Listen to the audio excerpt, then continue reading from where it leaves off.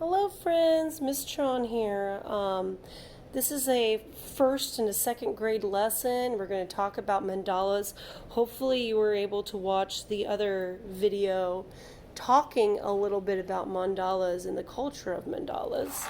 But at school, we're actually making some usable instruments for the kids in the class.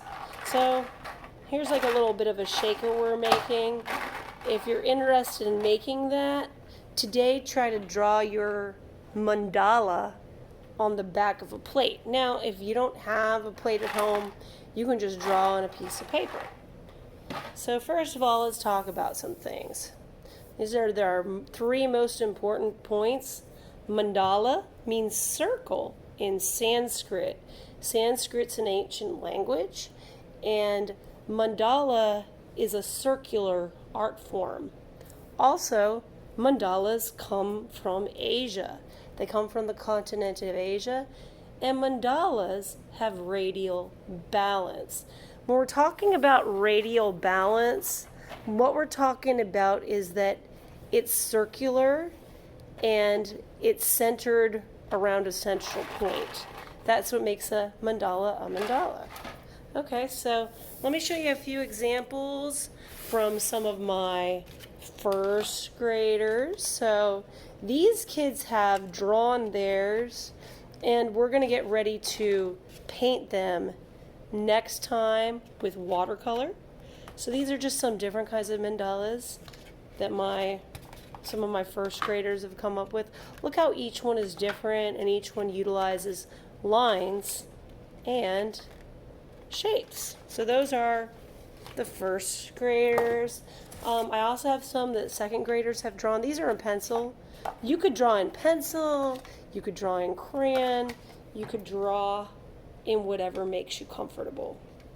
But I'm just going to start with a really basic mandala, and I'm just going to start by utilizing 3 circles. Okay, so my first circle, and if you want to draw on a plate, you can. If you actually want to follow along and make the instrument, draw on the back of a plate. Okay? So thing 1 is go ahead, find your center point of your plate, and just draw a dot. Okay? Second thing is draw a circle around your dot, and just do your best. It does not have to be perfect. If you would rather work in pencil first and then trace over it in crayon, you can. Or if you feel really confident in your abilities and you want to go right into crayon, go for it. Depends on what kind of person you are, what kind of student you are. Okay, so I've got my first circle. Now I'm going to make a bigger circle that goes around the first circle. Okay, so I've got my second circle. You could even, if you really need like a tracer or something, you could use a tracer to trace the circle, but I prefer just to draw, but it's whatever works for you. Last but not least, I'm going to draw my third circle all the way around. Okay, and I could even go back and kind of fix it up if I want to. Now, what you want to decide first is what kind of line or shape you would like to have going around each area. It could just be one single shape, or it could be a pattern. It's up to you, but whatever you decide on, make sure it goes around and either has the same pattern or is just the same shape over and over again. I think what I'm going to do is start with some straight lines. And of course you can also just follow along with me if you want to. So I'm going to draw some straight lines from the middle circle to the outer circle, just like that. Now, I think what I want to do is make some zigzag lines from the center to the outside.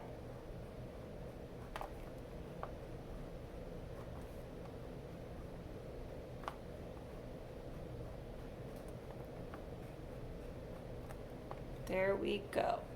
So I have a consistent pattern of lines going all the way around. I did straight, zigzag, straight, zigzag, straight, zigzag.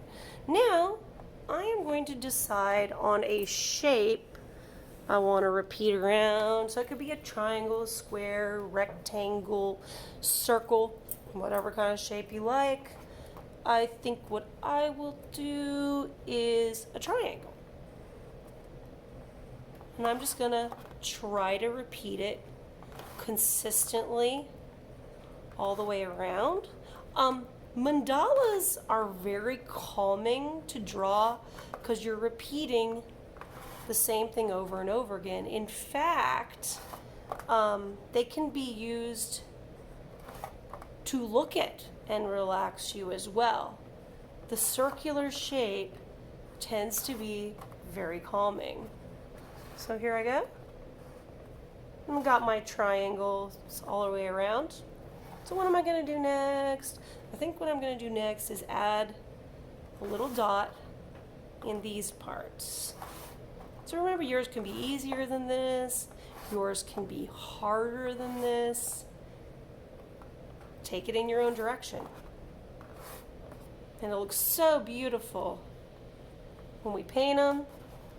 Next week, we're going to add some color. You can either do that with crayon or with paint. So now I'm just curving a line all the way around. Of course, you don't have to do this, but I'm just trying to follow the concept of keeping it the same.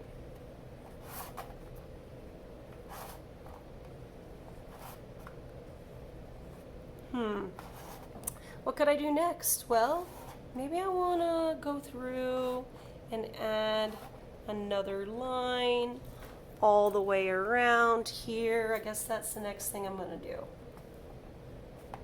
I really like the way the black crayon shows up on the whites. And I know when I end up painting it in, here's kind of an example of what the painting might look like. But actually, it probably would look even better with the black crayon, because that would be something in art we call high contrast. What could I do now? I think I'm going to go through and make some little hearts. Remember, this is a little bit complicated. Yours does not have to be so complicated. Yours could be easier. Yours can be very simple if you want it to be. For instance, this one's very, very easy. So just think about what works for you.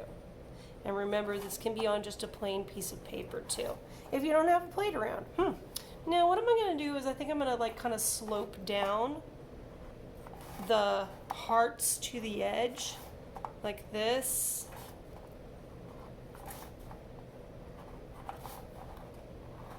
All the way down.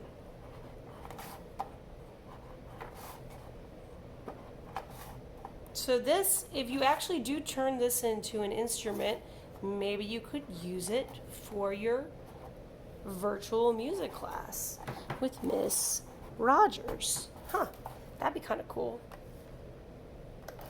So, kind of coming to a close. So this is all you have to do this week, is just make a mandala. That is all. And pretty easy. And once you've made it, save it for next week so we can continue with our lesson. I hope you enjoyed learning your art today. I had a lot of fun. Oh, I hope you also enjoyed doing the lion drawing last week. I thought that was kind of a fun lesson. I hope you enjoyed it too. Anyways, have a great day. Bye.